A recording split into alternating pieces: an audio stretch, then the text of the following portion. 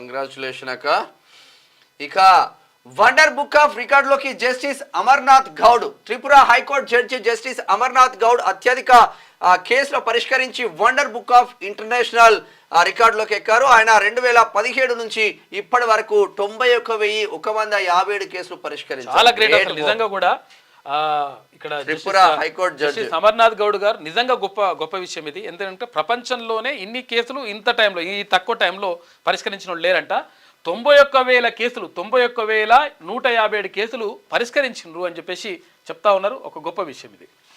ఇక మహాపూర్లో తెలుగు లీడర్ల జోరు. తెలంగాణ, ఏపీ నుంచి కీలక నేతల ప్రచారం, రోడ్ షోలు, సభలు, ర్యాలీలతో జనంలోకి. కాంగ్రెస్ కూటమికి మద్దతుగా తెలంగాణ సీఎం రేవంత్, మంత్రులు. బీజేపీ కూటమికి సపోర్ట్ గా AP CM Chandrababu, deputy CM Pawan Kalyan. ఇప్పటికే 2 సార్లు పర్యటించిన రేవంత్ మరోసారి టూర్. నాందేడ్ ర్యాలీలో పాల్గొన్న పవన్, నేడు చంద్రబాబు పర్యటన. రేపటితో మహారాష్ట్ర అసెంబ్లీ ఎన్నికల ప్రచారానికి తెర. 20న పోలింగ్ ఉండబోతుంది. ఎవరెవరు ఎక్కడెక్కడ పాల్గొన్నారు ఒకసారి చూద్దాం. రాష్ట్రాల లీడర్లందరూ కూడా మొత్తం కూడా మహారాష్ట్రకి వెళ్ళిపోయినటువంటి పరిస్థితి కనిపిస్తూ ఉంది. మహారాష్ట్రలో అక్కడ ప్రచారం చేస్తూ ఉన్నారు. ఇక్కడ అన్ని పార్టీల లీడర్లు కూడా, ఇక్కడ ఎవరు రేవంత్ రెడ్డి కానీ, తర్వాత బండి సంజయ్ కానీ, ఇక్కడ కానీ వీళ్ళందరూ కూడా కనిపిస్తున్నారు. మన పక్కనే ఉన్న మహారాష్ట్రలో అసెంబ్లీ ఎన్నికల టైం ఇది. అయితే గెలిపే లక్ష్యంగా ప్రధాన పార్టీల కూటములుగా బరిలోకి దిగాయి. అయితే ఓటర్లను తమ వైపు తిప్పుకునేందుకు అన్ని ప్రయత్నాలు చేస్తున్నాయి. తెలుగు మాట్లాడే ప్రజలు ఓట్లు ఈ ఎన్నికల్లో కీలకంగా మారనున్నాయి. వారిని ప్రభావితం చేసేందుకు ఇటు తెలంగాణ నుంచి, అటు ఆంధ్రప్రదేశ్ నుంచి ముఖ్య నేతలను ఆయా పార్టీలు రంగంలోకి దింపాయి. ఇప్పటికే ఓ దఫా ప్రచారంలో పాల్గొన్న ఇరు తెలుగు రాష్ట్రాల లీడర్లు ఇప్పుడు మరో దఫా క్యాంపెయినింగ్ స్టార్ట్ చేశాయి. అయితే రోడ్ షోలు, ర్యాలీలు, బహిరంగ సభలతో జోష్ పెంచుతున్నాయి. కాంగ్రెస్ కూటమి మహావికాస్ అఘాడీకి మద్దతుగా తెలంగాణ నుంచి సీఎం రేవంత్ రెడ్డి, తర్వాత మంత్రులు ఉత్తమ్ కుమార్ రెడ్డి, కోమటిరెడ్డి వెంకటరెడ్డి, సీతక్క తదితరులు క్యాంపెయినింగ్లో పాల్గొంటున్నారు. అయితే భారతీయ జనతా పార్టీ కూటమి నుంచి యుతికి సంబంధించి సపోర్టుగా రాష్ట్ర బీజేపీ నేతలు కిషన్ రెడ్డి, బండి సంజయ్, లక్ష్మణ్ వంటి వారు ప్రచారం చేస్తున్నారు. ఆంధ్రప్రదేశ్ నుంచి CM Chandrababu, deputy CM Pawan Kalyan కూడా మహాయుతి అంటే ఆ భారతీయ జనతా పార్టీకి సంబంధించినటువంటి కూటమి కోసం వాళ్ళు ప్రచారం చేస్తున్నారు. ముంబైని దోచుకునేందుకే మోదీ ఆదాని వస్తున్నారు. శివాజీ వారసులమని చెప్పుకునే ఆ బందిపోటు ముఠాను తరిమి కొట్టాలి అంటున్నారు రేవంత్. చంద్రాపూర్ లో సీఎం ఎన్నికల ప్రచారం. చంద్రాపూర్ ఒకప్పుడు హైదరాబాద్ స్టేట్ కింద ఉండే, మొత్తం తెలుగు వాళ్ళే ఉంటారు చాలా మంది. శివాజీ వారసులు నిజంగా హిందూ ధర్మం కోసం, దేశం కోసం వాళ్ళు పడ్డ శ్రమ, మరి ఇప్పుడు ఈ కూటమిలు పెట్టి వాళ్ళకి ఏం చేస్తారో మాకైతే అర్థం కావట్లేదు. ఈ కూటమి అని చెప్పేసి కాదు, కానీ విషయం ఏంటంటే ఇక్కడ ఏది ముంబై దోచుకునేందుకు ఇక్కడ మోదీ ఆదాని అంటే ఇక్కడ యాక్చువల్గా డబుల్ ఇంజన్ సర్కార్ అంటే డబుల్ ఇంజన్ అక్కడ రాష్ట్రంలో కేంద్రంలో ఉండడం కాదు, మోదీ ఆదానే ఇది డబుల్ ఇంజన్ అని చెప్తా ఉన్నారు ముఖ్యమంత్రి రేవంత్ రెడ్డి. ఒకసారి మన వాళ్ళు ఎక్కడెక్కడ ప్రచారం చేస్తున్నారు ఒకసారి చూద్దాం. మహారాష్ట్రలో 12.63 కోట్ల మంది నివసిస్తుండగా అందులో దాదాపు 14 లక్షల మందికి పైగా తెలుగు వాళ్ళు ఉన్నారు. ఆ 14 లక్షల మందిలో తెలంగాణ వాళ్ళే 70% ఉన్నారంట.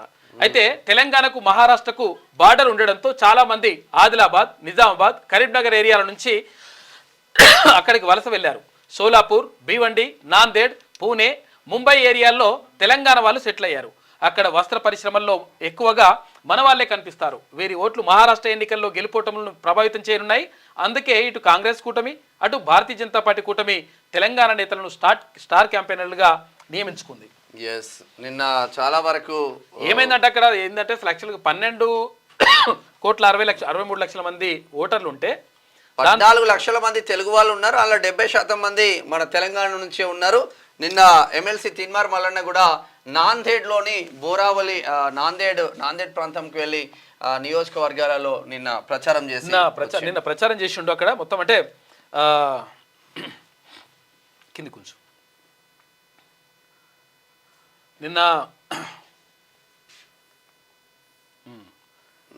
నిన్న ప్రచారంలో పాల్గొన్నాడు. అక్కడ మొత్తం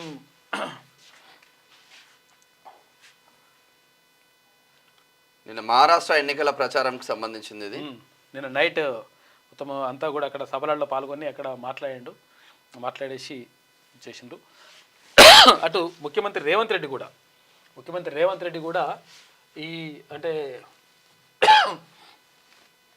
వీటిలో మొత్తం ప్రధానంగా ఎందుకనంటే అక్కడ ప్రత్యేకంగా ఫోకస్ పెడతా ఉన్నారు. అంటే 6 గ్యారెంటీలు అమలు కాలేదు తెలంగాణ రాష్ట్రంలో కానీ, తర్వాత ఇక్కడ అమలు కాలేదు కాబట్టి ఫెయిల్ అయిపోయిందని చెప్పేసి ప్రధానమంత్రి నరేంద్ర మోడీ అక్కడ మాట్లాడడం, దాంతో లేదు మేము అమలు చేసి చూపిస్తున్నాం, మేము 100% మేము పనిచేస్తామన్నాం అని చెప్పేసి ఇక్కడ ముఖ్యమంత్రి రేవంత్ రెడ్డి చెప్పుకునేటువంటి ప్రయత్నం చేశాడు.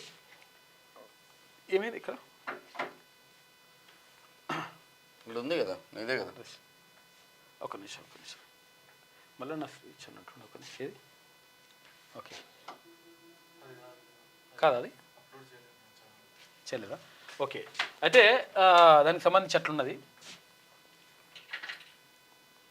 నిన్న బోకార్ నియోజకవర్గానికి వెళ్ళిండు తిన్వన్ మల్లన్న. ఏమే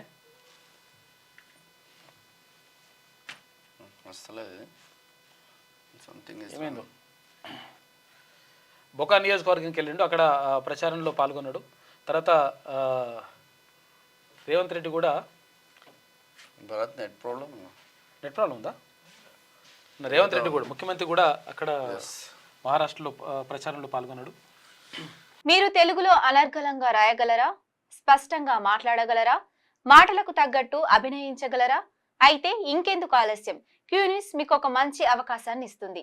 క్యూ న్యూస్ లో పనిచేయటకు లేడీ యాంకర్స్ కావాలను సంప్రదించవలసిన నెంబర్ 8688926084. qnews@gmail.com ను సంప్రదించండి. లైక్ చేయండి.